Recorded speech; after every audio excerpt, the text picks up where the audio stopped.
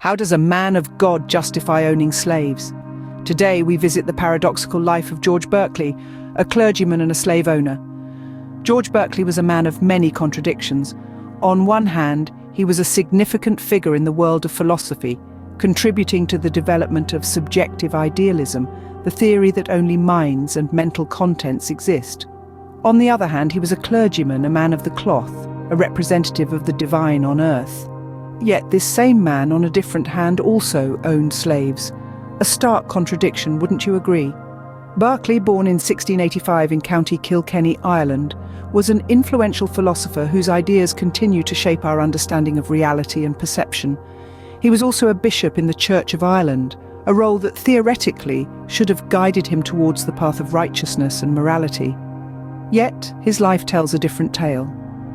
His philosophical contributions aside, Berkeley's life was marred by a glaring inconsistency. As a clergyman, he was expected to uphold the teachings of the Bible, which many interpret as a call to love and respect all humanity. Yet Berkeley was a slave owner. This fact is not a footnote in his biography, but a significant part of his story. He owned a plantation in Bermuda, where he hoped to found a seminary for the training of missionaries. Even as he planned to spread the word of God, he saw no contradiction in owning fellow human beings. This glaring paradox is what makes Berkeley's life so fascinating and troubling.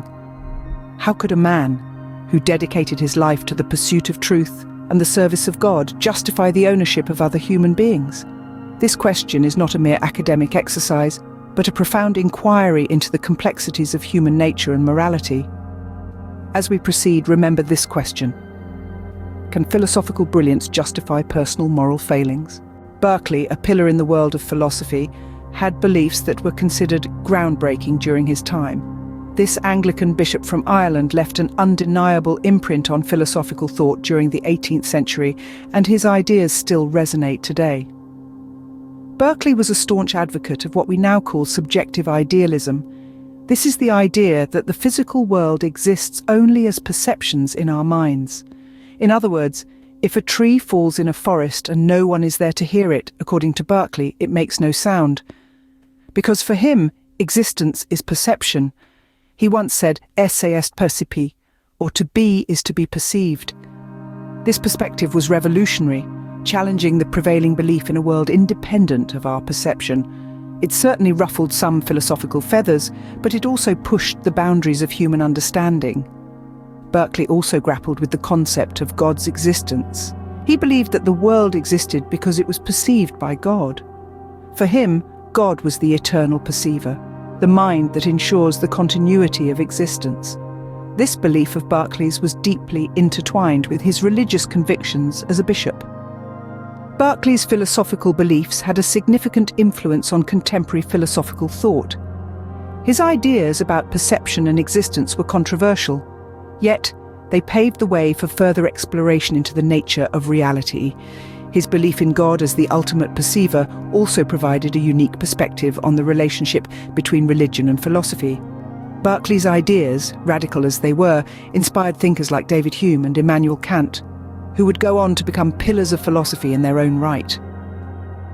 So in many ways, Berkeley's influence extends beyond his own works, shaping the course of philosophical thought for centuries to come. Yet, do these philosophical contributions overshadow the man's personal life? Let's explore.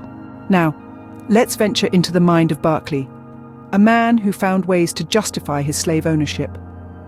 The life of George Berkeley, a man of God and a slave owner, is a paradox that raises many an eyebrow. He believed he was providing a better life for his slaves. In his view, he was their benevolent master, providing them with food, shelter, and a structured life they would not have had otherwise. He saw himself as their protector, saving them from a harsher fate elsewhere. It's a perspective that certainly makes one raise an eyebrow, doesn't it? But it's essential to remember that Berkeley was a product of his time, a period when such views were more common than not.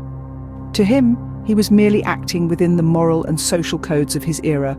Now, does this justify his actions? That's a question for the ages.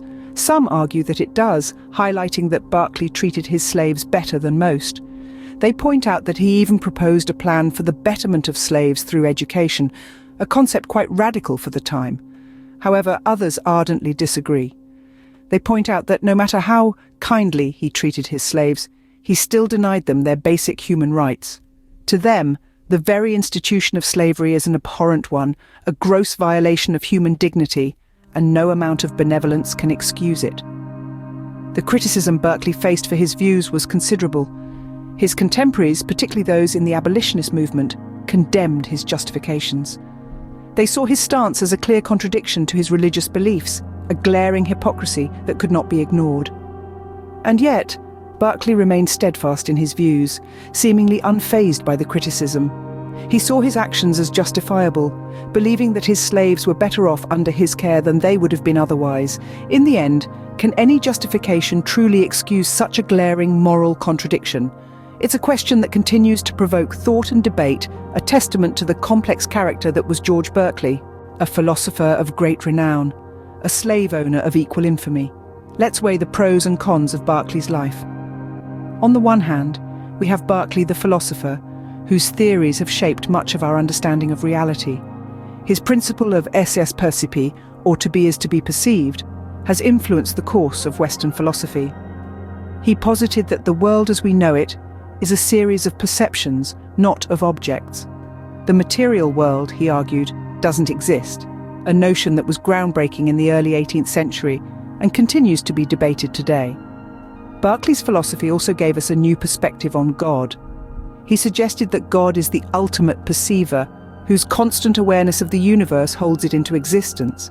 This perspective has had a profound impact on theologians and philosophers alike, stimulating debates on the nature of God and the universe. But then we have Berkeley the man, the slave owner. This aspect of his life has raised many eyebrows and moral questions. How could a man of God, a clergyman no less, justify owning other human beings? The contradiction is glaring. Berkeley argued that slavery was a necessary evil in the societal structure of his time. He saw it as a lesser evil compared to the cruel conditions of English factories and mines. But does this justify his actions?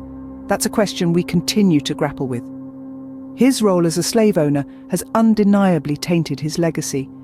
It's a stark reminder that even the greatest minds can harbour deeply flawed beliefs. This contradiction in Berkeley's life forces us to question whether we can separate the thinker from the thought, the philosopher from the man. In essence, Berkeley's life is a study in contrasts, a philosopher who challenged the status quo, yet a man who upheld some of the most inhumane practices of his age. His life serves as a reminder that our heroes are often deeply flawed, and that we must critically examine the lives of those we look up to. As we've seen, the life of Berkeley is a study in contradictions. So, where does this leave us on Berkeley? Can we separate the philosopher from the man? This is the question that has been gnawing at us since we first stepped into the paradoxical life of George Berkeley. To recap, Berkeley was a man of the cloth, a bishop no less, who preached about the existence of God and the immaterial reality of the world. His philosophical beliefs have been influential, shaping the way we understand metaphysics and epistemology. He argued that everything that exists does so only because it is perceived or understood by a mind, a notion that continues to intrigue and challenge thinkers even today. Yet this same man, this proponent of God's existence and the belief in immaterialism, was a slave owner. A man who preached about the spiritual equality of all beings, owned other human beings. This stark contradiction between his philosophical beliefs and personal actions has left a stain on his legacy, leading many to question the validity of his work. The ongoing debate is whether we can or should separate a person's work from their personal life. Can we appreciate Berkeley's contribution to philosophy while condemning his ownership of slaves? Some argue that to do so would be to ignore a significant aspect of his life and thus his philosophy. Others, however, argue that it's possible to value his philosophical work independently of his personal actions. This is not a debate that is unique to Berkeley, but one that extends to many great thinkers and artists throughout history. It's a question of whether we can appreciate the genius in their work, despite the flaws in their character. In the end, perhaps the true lesson of Berkeley's life is that even the greatest minds can harbour the greatest contradictions. His life serves as a reminder that humans, even those of great intellect and seemingly noble intent, are complex and flawed. It's a reminder that we must approach our heroes with a discerning eye, appreciating their contributions while also acknowledging their failings. It's a reminder that even in philosophy there are no absolutes, only perspectives. Before we wrap up this deep dive into the life and philosophy of George Berkeley, we want to extend our deepest gratitude to you, our dedicated viewers. Each episode of Philosophical Flix is a journey into the minds of the greatest thinkers humanity has ever known, and we're thrilled to have you along for the ride. Your continued support, engagement, and curiosity make this exploration of philosophy's intricate tapestry possible. We hope that this look into Berkeley's paradoxical life has sparked some thought-provoking discussions and introspections. Remember, philosophy isn't just about understanding the world around us, but also about understanding ourselves and our place within this world. And while the figures we explore may have their contradictions and flaws, they also remind us of the complexity and depth of human nature. So, until our next journey into the philosophical realm, take care of yourselves and each other. Stay curious, stay questioning, and most importantly, stay safe.